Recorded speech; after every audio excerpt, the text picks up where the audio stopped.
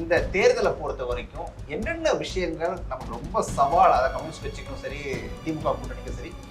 கடந்த 2 தேர்தலையும் நம்ம சந்திச்சிருக்கிறோம், அந்த சவால்கள்லாம் சந்திச்சிருக்கிறோம். அதாவது பாஜகவுடைய மதவெறி என்பது ஒரு பெரிய சவாலான பிரச்சனையாக தான் இருக்கு. இன்னொரு பக்கம் வந்து பாஜக எதிர்ப்பு ஓட்டுகளை அதிமுக பிரிக்கிறதுங்கிறது கூட ஒரு இதில் சவாலாக தான் இருக்கு. ஏன்னா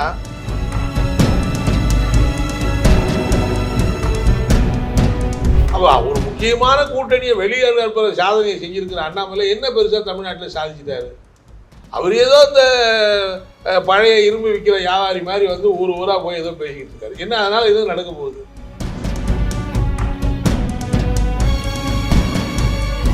பாஜக உண்மையிலேயே பாஜகவை தமிழ்நாட்டில் காப்பாற்றணும்னா அந்த தலைமை தெளிவாக முடிவெடுக்கணும். அண்ணாமலை மாதிரி வச்சிருக்கிற ஆளை வச்சுக்கிட்டு பாஜகவை காப்பாற்ற முடியாது.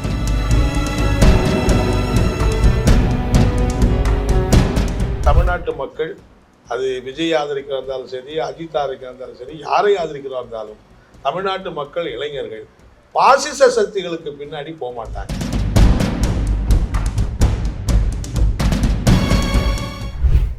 தொகுதி பங்கீட்டு பேச்சுவார்த்தைகள்லாம் போயிட்டு வந்துட்டீங்க. எத்தனை தொகுதி திமுக கேட்டிருக்கீங்க? என்ன திட்டம்? திமுக கூட்டணியை பொறுத்தவரையில எல்லா கட்சிகளும் பரஸ்பரமா பேசிக்கிட்டு இருக்காங்க. பேச்சுவார்த்தையில் இப்போ முதலமைச்சர் அந்த நேரத்தில் வெளிநாடு போயிருந்ததுனால பேச்சுவார்த்தை குழுக்கள் பேசியிருக்காங்க. முதலமைச்சர் இப்போ திரும்பி வந்துட்டார். நாளைக்கு சட்டமன்றம் கூட இருக்குது. சட்டமன்ற நிகழ்ச்சிகள் நடக்கிற நேரத்திலேயே மீண்டும் தொகுதி பேச்சுவார்த்தைகள் நடக்கும். ஒரு சுமூகமான தீர்வு காண முடியுங்கிறது தான் எங்கள் நம்பிக்கை. மார்க்சிஸ்ட் கட்சியை பொறுத்தவரையில் எல்லா கட்சிகளும் கேட்குற மாதிரி நாங்கள் ஏற்கனவே போட்டிட்டு 2 தொகுதிகளுக்கு மேலே கூடுதலான தொகுதியை கேட்டிருக்கிறோம். இது நாங்கள் மட்டும் இல்லை, எல்லா கட்சியும் கேட்குறாங்க. திமுகவும் கூடுதலாக நிற்கணும். எல்லாருக்கும் ஒரு அபிலாஷை இருக்கிறது தவிர்க்க முடியாது.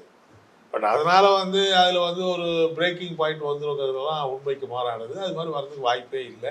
ஏன்னா இது இந்த முறை இப்போ உட்காந்து முதல் முறையாக கூட்டணி ஒன்று உருவாகிறது இல்லை. ஆல்ரெடி கூட்டணி ஒன்று இருக்குது. 2 தேர்தலில் பேச்சுவார்த்தை நடத்தி எல்லாம் முடிவெல்லாம் பண்ணியிருக்கிறோம், தேர்தலெலாம் சந்திச்சிருக்கிறோம்.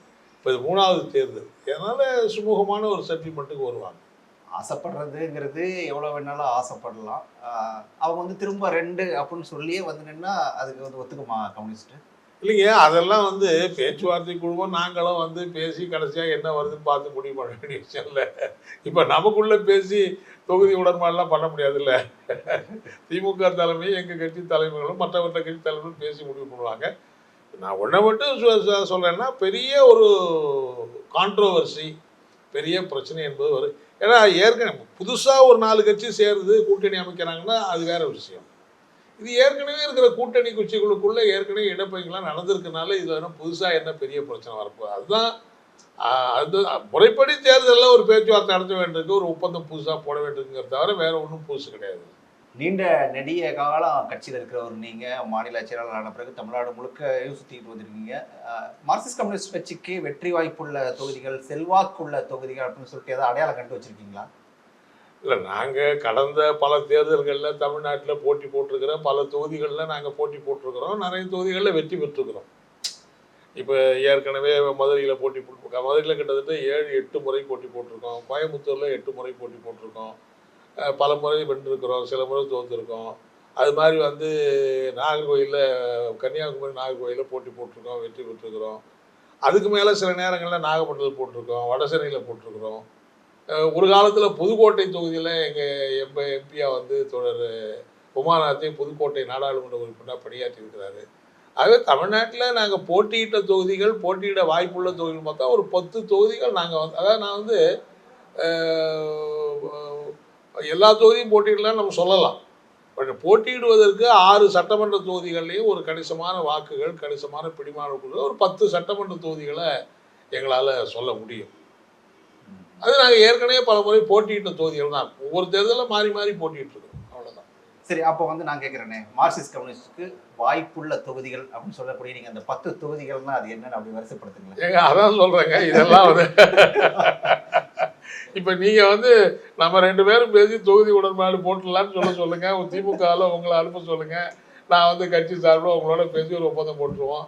அது வந்து இது அஜெண்டாவே வந்து 2 கட்சியினுடைய தலைமைகள் பேசி முடிக்க வேண்டிய, இது வந்து பத்திரிகையாளர்களோடு பேசி முடிக்க வேண்டிய விஷயம் மாதிரி எனக்கு படலை. ஒன்றை மட்டும் நான் சொல்கிறேன், ஏற்கனவே இருக்கிறத விட கூடுதலான சீட்டுகள் கேட்குறோம். கண்டிப்பாக கூடுதலான கிடைக்கும் என்ற நம்பிக்கை எங்களுக்கு இருக்குது. எந்த தொகுதி என்ன எண்ணிக்கை என்பதெல்லாம் அவங்களோட நாங்கள் பரஸ்பரம் பேசி முடிவு பண்ண வேண்டிய விஷயம் அது.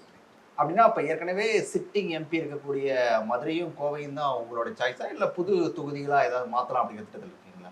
ஏற்கனவே இருக்கிறத கண்டிப்பாக வற்புறுத்துவோம். அதுக்கு மேலே ஒரு தொகுதிக்கிற போது கூடுதலான தொகுதி இருக்கிறது. அது அவங்க நாங்களும் எந்த தொகுதி அவங்களுக்கு கொடுக்க தயாராக இருக்காங்க, எந்த தொகுதி நாங்கள் ஏற்க தயாராக இருக்கோங்கிறத அவங்களோட பேசுகிற போது நாங்கள் அடுத்த தொகுதி எதுக்கிறத சொல்லுவோம். அடுத்த தொகுதியை முன்னிறுப்போம். பட் ஏற்கனவே இருக்கிற ரெண்டையும் நாங்கள் கட்டாயமாக போட்டி போடுவதுங்கிறது வற்புறுத்துவோங்கிறதுல நம்ம ஏற்கனவே சொல்லியிருக்கிறோம். அவங்ககிட்டையும் நம்ம பேச்சுவார்த்தையும் வற்புறுத்தி இருக்கிறோம். ஆமாம், ஏன்னா வெற்றி பெற்றிருக்க தொகுதி இயற்கையாக எல்லா கட்சிகளும் வற்புறுத்துவது நியாயம் தானே. அந்த அடிப்படையில் நாங்கள் வற்புறுத்தி இருக்கிறோம். இன்னும் கொஞ்சம் வெளிப்படையா சொல்லுங்களேன். இந்த தேர்தலை பொறுத்த வரைக்கும் என்னென்ன விஷயங்கள் நமக்கு ரொம்ப சவால், அதை கம்யூனிஸ்ட் கட்சிக்கும் சரி திமுக கூட்டணிக்கும் சரி, என்ன விஷயங்கள் ரொம்ப சவாலா இருக்கும், எது இதெல்லாம் ரொம்ப ஈஸியா கடந்து வந்துடலாம் அப்படின்னு நினைக்கிறீங்க? தமிழ்நாட்டை பொறுத்தவரையில் தேர்தலில் சந்திக்கக்கூடிய சவால்கள் அப்படின்னு பார்க்குற போது கடந்த 2 தேர்தலையும் நம்ம சந்திச்சிருக்கிறோம். அந்த சவால்கள்லாம் சந்திச்சிருக்கிறோம். அதாவது பாஜகவினுடைய மதவெறி என்பது ஒரு பெரிய சவாலான பிரச்சனையாக தான் இருக்குது. இன்னொரு பக்கம் பாஜக எதிர்ப்பு ஓட்டுகளை அதிமுக பிரிக்கிறதுங்கிறது கூட ஒரு இதில் சவாலாக தான் இருக்குது. ஏன்னா பாஜகவுடைய எதிர்ப்பு ஓட்டுகள் எல்லாம் ஒன்றா சேர்ந்துக்கும் போது ஈஸியாக நமக்கு இது இருக்குது. அப்போ அவங்க நோக்கம் என்னென்னா, நாங்கள் பாஜகவில் வெளியே வந்துட்டோம், பாஜகவை எதிர்க்கிறோம், ஒட்டுமில்லை உறவும் இல்லைன்னு சொல்கிற போது அவங்களுடைய நோக்கம் என்னவா இருக்குன்னா, இந்த பாஜகவுடைய எதிர்க்கிற அந்த அணிகளுக்குள்ள அந்த ஓட்டை கொஞ்சம் பிரிப்பாங்களோ என்கிற சந்தேகம் இருக்குது. ஆனால் கருத்து கணிப்புலாம் பார்க்குற போது அவங்க கடந்த காலத்தில் வாங்கின வாக்குகளை விட இந்த வாட்டி சரிஞ்சு தான் இருக்கும். அப்படி சரிகிற போது கூட அது அந்த பாஜக எதிர்ப்பு வாக்குகளை பிரிஞ்சிடக்கூடாதுங்கெல்லாம் நம்ம குறிவைத்து செயல்பட வேண்டியிருக்கு. எனவே இந்த முறை அவங்கள பொறுத்தவரையில் அவங்க ராமர் கோயிலும்பாங்க, பெண்களுக்கு மத இதை ஊட்டுவாங்க, சாதி சக்திகளை அணிதிரட்டுவாங்க. ஆகவே அரசியல் ரீதியான பிரச்சனைகளை சந்திப்பதில் இந்த கூட்டணிக்கு ஒரு பெரிய பிரச்சனை இல்லை. இந்த மத சார்பின்மை, மாநில சுயாட்சி, மாநில உரிமைகள், மொழி திணிப்பு, நீட்டுக்கு விதிவிலக்கு, மெட்ரோ திட்ட ஒப்புதல், எய்ம்ஸுக்கு நிதி கொடுக்க மறுக்கிறது, 37,000 கோடி வெள்ள நிவாரணம் கொடுத்து இன்னும் ₹1 கூட பணம் கொடுக்கலங்கிறதெல்லாம் நம்ம பவர்ஃபுல்லாக மக்கள் இதில் கொண்டு போகலாம். மக்களுக்கு இதெல்லாம் தெளிவாக இருக்குது. அதனால தான் அவங்க என்ன சொல்கிறாங்கன்னா, அவங்க அஜெண்டாவே மாற்றுறாங்க. அவங்க அஜெண்டாவே என்ன மாற்றுறாங்கன்னா, ஒரு பக்கம் குடியுரிமை சட்டம் திருத்தம், இன்னொரு பக்கம் பொது சிவில் சட்டம், இன்னொரு பக்கம் ராமர் கோயில், எல்லாம் இந்துக்கள் அப்படின்னு. இப்போ அமித்ஷா என்ன பேசியிருக்காருன்னா, இந்த குடியுரிமை சட்டத்தை நாங்கள் அமலாக்கிறது காமன் சிவில் கோடு ஜார்க்கண்டில் உத்தரகாண்டில் கொண்டு வந்திருக்காங்க அப்படிங்கிற என்ன சொல்கிறாருன்னா, மதசார்பற்ற நாட்டில் மத அடிப்படையிலான குறியீடுகளே இருக்கக்கூடாதுங்கிறார். சரி, மத அடிப்படையிலான குறியீடுகளே இருக்கக்கூடாதுன்னா ராமர் கோயிலை போய் நீங்கள் எதுக்கு அவசரமாக திறக்கிறீங்க? அதுக்கு பிரதமரே போய் ஏன் ராமர் சிலையை நிறுவ? அப்போ என்ன அடையாளம்? அது மத அடையாளம் இல்லையா? அது சங்கராச்சாரிகளே சொல்கிறாங்க, எனக்கு கோயிலே முழுசாக கட்டி முடிக்கல, அதுக்குள்ளே ஏங்க போய் திறக்கிறாங்கன்னு சங்கராச்சாரிகளே சொல்கிற போது ஏன் இவ்வளவு அவசரமாக நீங்கள் போய் திறக்கிறீங்க?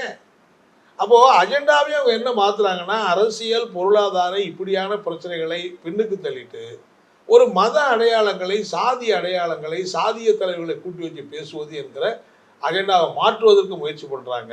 அதைத்தான் இன்னைக்கு திமுக கூட்டணியில் இருக்கிற கட்சிகளும் மார்க்சிஸ்ட் கம்யூனிஸ்ட் கட்சி நேற்று கூட எங்கள் மாநிலக்குள்ள நாங்கள் அதான் வாதிச்சோம். அரசியல் ரீதியாக அவங்கள அம்பலப்படுத்த தமிழ்நாட்டில் முடிஞ்சிருக்கு. ஆனால் மத அடிப்படையில் இப்போ உள்ள நுழையிறாங்க, கோயில்களை போய் பார்க்குறாங்க. இப்போ பார்த்தீங்கன்னா தமிழ்நாடு பூரா ராமர் கோயிலுக்கு நீங்கள் வாங்கன்னு பெண்களை இலவசமாக விமானத்துலேயும் இலவசமாக ரயிலையும் கூட்டி போகிறதுக்கான முயற்சி பண்ணுறாங்க. அப்போ இந்த ராமர் அடையாளம், இந்த மத அடையாளத்தை, சாதி அடையாளத்தை பயன்படுத்தி அவங்க அதனால தான் இப்போ நேற்று பார்லிமெண்ட்டில் இவ்வளோ நாள் இல்லாமல் என்ன சொல்கிறாரு, நாங்கள் குடியுரிமை சட்டத்தை அமல்படுத்துவோம். ஏன் இவ்வளோ நாள் அதை பற்றி பேசலை? இப்போ காமன் சிவில் கோடு, பொது சிவில் சட்டத்தை அமலாக்கணும்னா அவங்க அஜெண்டாவை மாற்ற முயற்சி பண்ணுறாங்க. ஸோ அதை நாம் சந்திக்க வேண்டும் என்பது தான் எங்களுக்கு முன்னாடி இருக்கிற மிக முக்கியமான சவால் என்று நான் கருதுகிறேன். பாஜக தலைவராக அண்ணாமலை பொறுப்பேற்ற பிறகு எங்கள் தமிழ்நாட்டில் பாஜக வளர்ந்துருக்குது, இன்னும் வேகம் எடுத்திருக்கு அப்படிங்கிற வாதங்களை எல்லாம் பாஜக தரப்பு அப்படிங்கிறது தொடர்ந்து முன் வச்சுட்டு தான் இருக்குது. அண்ணாமலையும் வாய்க்கு வந்ததில்லையும் கடுமையாக பேசிட்டு இருக்காரு. குறிப்பாக கம்யூனிஸ்ட் கட்சிகளை பற்றி பேசும்போது கூட துணை நடிகர்கள் அப்படிலாம் கூட விமர்சனங்களை பண்ணிருக்காரு. இது எப்படி பார்க்குறீங்க நீங்கள்? அண்ணாமலை வந்ததுனால பாஜக வளர்ந்துருக்கு, பாஜக பெரிய வெற்றி பெற்றுங்கிறதெல்லாம் சும்மா ஒரு ஏமாற்று வித்தைங்க. அண்ணாமலை வந்த பிறகு அவங்க கூட நீண்ட காலமாக கூட்டணியில் இருந்து அதிமுக வெளியே போச்சுங்கிறது அண்ணாமலை சாதனையை தவிர, ஒரு கட்சி தலைவர்னா தன்னுடன் இருக்கிற கூட்டணி கட்சிகளை பாதுகாக்கணும், பராமரிக்கணும், கூட்டணியை பலப்படுத்தணும். ஆனால் இன்னைக்கு அண்ணாமலை வந்த பிறகு அந்த கூட்டணி பலம் அடைஞ்சிருக்கா, பலவீனம் அடைஞ்சிருக்கா? அந்த கூட்டணி பலவீனம் அடைஞ்சிருக்கு. அந்த கூட்டணியில் இருக்கிற அதிமுக வெளியே போயிருக்கு. அப்போ ஒரு முக்கியமான கூட்டணியை வெளியே சாதனையை செஞ்சிருக்கிற அண்ணாமலை என்ன பெருசாக தமிழ்நாட்டில் சாதிச்சிட்டாரு? அவர் ஏதோ இந்த பழைய இரும்பு விற்கிற வியாபாரி மாதிரி வந்து ஊராக போய் ஏதோ பேசிக்கிட்டு இருக்காரு. என்ன அதனால் எதுவும் நடக்க போகுது? இன்னைக்கு தமிழ்நாடு நான் கேட்குறேன், அண்ணாமலை இன்னைக்கு தமிழ்நாடு நான் கேட்குறேன், தமிழ்நாட்டில் இந்த பிரச்சனைகளுக்கு நீங்கள் என்ன பதில் சொல்றீங்க? ஏன் எய்ம்ஸுக்கு இன்னைய வரைக்கும் நிதி ஒதுக்க மறுக்கிறீங்க? ஏன் வந்து மெட்ரோ திட்டம் 2வதுக்கு நிதி ஒதுக்க மறுக்கிறீங்க? ஏன் நீட்டுக்கு வந்து தமிழ்நாட்டுக்கு விதிகளை கொடுக்க மறுக்கிறீங்க? 37,000 கோடி இல்லைங்க ஒரு அரசாங்கம் கேட்குது. ஏதாவது ஒரு தொகையை நீங்கள் வந்து மத்திய அரசு தமிழ்நாட்டுக்கு வெள்ள நிவாரணமாக கொடுக்கணுமா இல்லையா? ஒரு மத்திய பெரிய வெள்ளம் ஏற்படுகிற போது, சேதம் ஏற்படுகிற போது அதில் நான் கண்டுக்கவே மாட்டேன், அதை பற்றி நான் பேசவே மாட்டேன். 3 நாள் பிரதமர் வந்து இங்கே இருக்காரு, கோயிலாக போகிறாரு. இங்கே சென்னையில் கோயிலுக்கு போகிறாரு, திருச்சியில் போகிறாரு, ராமேஸ்வரத்துக்கு போகிறாரு, கடலில் குளிக்கிறாரு, அபிஷேகம் பண்ணுறாரு. சரிங்க, பண்ணிட்டு போட்டுங்க, நான் வந்து வேணான்னு கூட சொல்லலை. எந்த ஒரு மனிதனுக்கு இறை வழிபடுகிற உரிமை இருக்குது, நான் அது கூட ஆனால் அவ்வளோ தூரம் 3 நாளாக கோயிலாக போய் வழிபடுகிற பிரதமர் பக்கத்தில் இருக்கிற தூத்துக்குடி மக்களை பார்த்து ஒரு அரை மணி நேரம் ஆறுதல் சொல்லலையே, நான் வந்து பணம் கொடுக்குறேன்னு சொல்லலையே. இப்போ வரைக்கும் ₹1 பிரதமர் உள்துறை அமைச்சரை பார்த்து நாடாளுமன்ற உறுப்பினர் பேசுகிற போது 27ஆம் தேதிக்கு மேலே ஒரு செகண்ட் கூட லேட்டாகவும் நான் பணம் கொடுப்பேன்னு சொன்னேன். ஏன் என்ன கொடுக்கல? ஆகவே நம்ம என்ன பார்க்க வேண்டியிருக்குன்னா, அண்ணாமலை இதெல்லாம் பற்றி அண்ணாமலை பேசுகிறாரா? அவரும் தமிழ்நாட்டுக்காரர் தானே. தமிழ்நாட்டில் இருக்கிற பாஜக வந்து இந்த நிவாரணத்தை கொடுக்கணும்னு ஏன் வற்புறுத்த மாட்டேங்குது? ஏன் நீங்கள் டெல்லிக்கு திருந்த போகிறீங்க, அங்கே அமைச்சர் திரும்ப ஏங்க தமிழ்நாட்டுக்கு பெரிய பிரச்சனையாக இருக்குங்க, இந்த நிதியை கொடுங்கன்னு ஏன் சொல்ல மாட்டேங்கிறீங்க? அப்போ தமிழ்நாட்டு நலனையே பற்றி கவலைப்படாமல் அண்ணாமலை நலனை மட்டும்தான் அவர் கவலைப்படுறாங்க. அவர் தலைவர் பதவியாக இருக்கணும், அவர் நாடாளுமன்ற உறுப்பினராக இருக்கணும், அல்லது அவர் அதைத்தான் கவலைப்படுறாரு தவிர. நீங்கள் இன்னொன்று பார்த்தீங்கன்னா, ஏற்கனவே பிஜேபிக்கு பல தலைவர்கள் இருக்காங்க. அந்த தலைவர்கள்லாம் இருக்கிற போது பிஜேபி கட்சியில் பல தலைவர்கள் தோன்றுவாங்க. இப்போ அண்ணாமலை வந்த பிறகு பார்த்தா மீதி இருக்கிற வேற எந்த தலைவரும் சீன்லேயே இல்லை. அப்போ எல்லாரையும் அவங்க கட்சிக்குள்ளேயே அவர் வந்து காலி கூட்டணி கட்சியையும் காலி பண்ணிட்டாரு. அவங்க கட்சியில் இருக்கிற மற்ற தலைவர்களும் சீனில் கிடையாது. ஒரே ஒரு ஆள் அண்ணாமலை மட்டும் வளர்றாருன்னா அது அண்ணாமலைக்கு வேணா பயன்படலாம் தவிர என்ன கேட்டால் பாஜகவுக்கே பயன்படாது. பாஜக உண்மையிலேயே பாஜகவை தமிழ்நாட்டில் காப்பாற்றணும்னா அந்த தலைமை தெளிவாக முடிவெடுக்கணும். அண்ணாமலை மாதிரி வச்சிருக்கிற ஆளை வச்சுக்கிட்டு பாஜகவை காப்பாற்ற முடியாது. கூட்டணி கட்சிகள் உங்களோட வரமாட்டாங்க. இதை நம்பி யாரும் வந்து இப்படியான ஒரு தலைவர் ஒரு ஊராக போய் பேச தமிழ்நாட்டு மக்களுடைய கோரிக்கைகளை, மக்களுடைய நலத்திட்டங்களை பேசாத ஒரு தலைவர் எப்படி மக்கள் ஏற்றுக்குவாங்க? ஆகவே அண்ணாமலை வந்ததுக்கு பிறகு கட்சி வளர்ந்து போச்சு. அது வேணா மீடியாவில் வளர்ந்துருக்கலாம், பத்திரிகையில் வளர்ந்துருக்கலாம், ஊடகங்களில் வளர்ந்துருக்கலாமே தவிர களத்தில் வந்து பாஜக ஒன்றும் வளரல என்பது.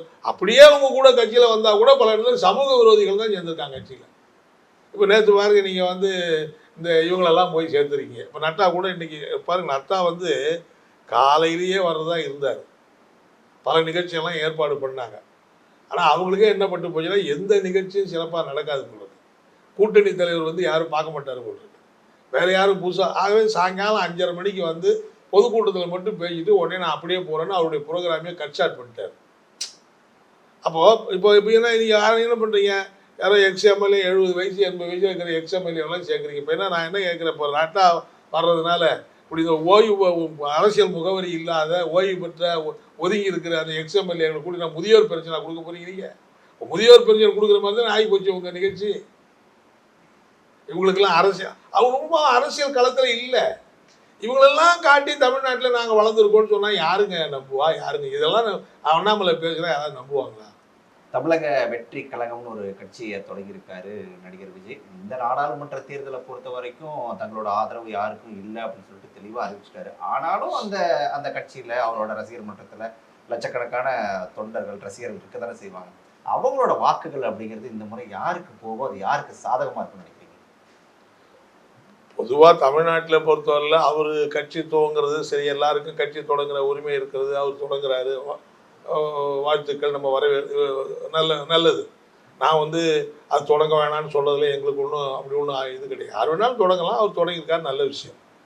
ஆனால் இந்த தேர்தலை பொறுத்தவரையில் நடைபெறுகிற இந்த தேர்தல் இந்த நாட்டில் பாசிசம் இருக்க போகுதா, ஜனநாயகம் இருக்க போகுதாங்கிறதா அடிப்படையான கேள்வி.